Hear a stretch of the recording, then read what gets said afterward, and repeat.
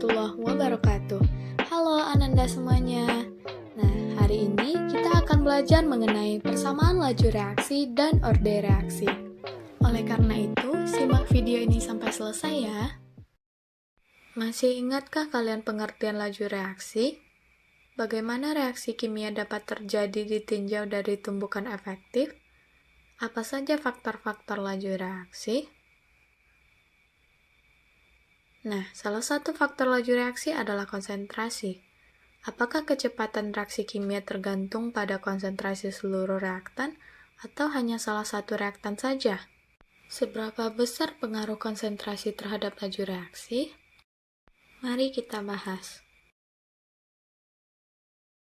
Masih ingatkah kalian, banyak fenomena alam yang terjadi disebabkan karena adanya reaksi kimia?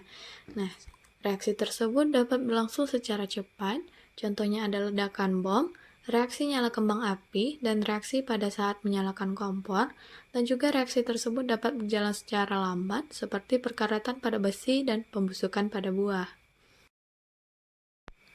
Laju atau kecepatan didefinisikan sebagai jumlah suatu perubahan tiap satuan waktu. Sebagai contoh, seseorang berlari dengan kecepatan 10 km per jam. Artinya, orang tersebut telah berpindah tempat sejauh 10 km dalam waktu 1 jam. Akan tetapi, laju pelari ini tidak konstan dari awal hingga akhir. Lalu, bagaimanakah cara menyatakan laju dari suatu reaksi jika lajunya tidak tetap? Nah, dalam suatu reaksi kimia, terjadi perubahan konsentrasi reaksi atau produk. Seiring dengan bertambahnya waktu reaksi, maka jumlah zat bereaksi akan makin sedikit, sedangkan produk akan makin banyak. Nah, bisa dilihat dari gambar grafik di layar, di mana seiring dengan berjalannya waktu, konsentrasi A akan berkurang dan konsentrasi B akan bertambah. Nah, hal ini dapat disimpulkan bahwa laju reaksi dinyatakan sebagai laju berkurangnya reaksi atau laju bertambahnya produk. Nah, selanjutnya adalah persamaan laju reaksi. Persamaan laju reaksi ini dikaitkan dengan laju perubahan konsentrasi reaktan. Nah, jadi, dengan demikian laju reaksi rumusnya adalah perubahan konsentrasi per waktu. Nah, bentuk persamaan reaksi ini ada dua kemungkinan. Jika diketahui persamaan reaksinya seperti bentuk pertama, maka persamaan laju reaksinya dirumuskan dengan rumus pertama. Sedangkan jika persamaan reaksinya seperti bentuk kedua, maka persamaan laju reaksinya dirumuskan dengan rumus kedua. Nah, persamaan laju reaksi melibatkan tetapan laju reaksi atau K dan orde reaksi yaitu X dan Y. Nah, X ini merupakan orde reaksi terhadap A, sedangkan Y merupakan orde reaksi terhadap B. Jika dijumlahkan, maka orde reaksi total dirumuskan dengan X plus Y. Nah, perlu diingat juga bahwa semakin besar harga K, maka reaksinya akan berlangsung lebih cepat. Selanjutnya adalah orde reaksi. Orde reaksi menunjukkan antara perubahan konsentrasi reaksi dengan perubahan laju reaksi. Hubungan dari besaran tersebut dapat dinyatakan pada grafik orde reaksi. Nah, di sini terdapat 3 grafik orde reaksi. Yuk kita bahas satu persatu. Yang pertama adalah reaksi orde 0. Nah, reaksi orde 0 ini terjadi apabila laju reaksi tidak bergantung pada konsentrasi. Artinya, asalkan terdapat dalam jumlah tertentu, perubahan konsentrasi reaksi itu tidak mempengaruhi laju reaksi. Nah, adapun persamaan orde reaksi 0 ini dirumuskan dengan V sama dengan K dikali konsentrasi A pangkat 0. Nah, selanjutnya adalah reaksi orde 1. Pada reaksi orde 1 ini, laju reaksi berbanding lurus dengan konsentrasi reaksi. Jika konsentrasinya dinaikkan 2 kali, maka laju reaksinya pun akan 2 kali lebih cepat dari semula. Adapun persamaan reaksi orde 1 ini dirumuskan dengan V sama dengan K dikali konsentrasi reaksi A. Oke, yang terakhir adalah reaksi orde 2. Pada reaksi orde 2 ini, kenaikan laju reaksi akan sebanding dengan kenaikan konsentrasi reaksi pangkat 2. Bila konsentrasi reaksinya dinaikkan 2 kali, maka laju reaksinya akan naik menjadi 4 kali lipat dari semula.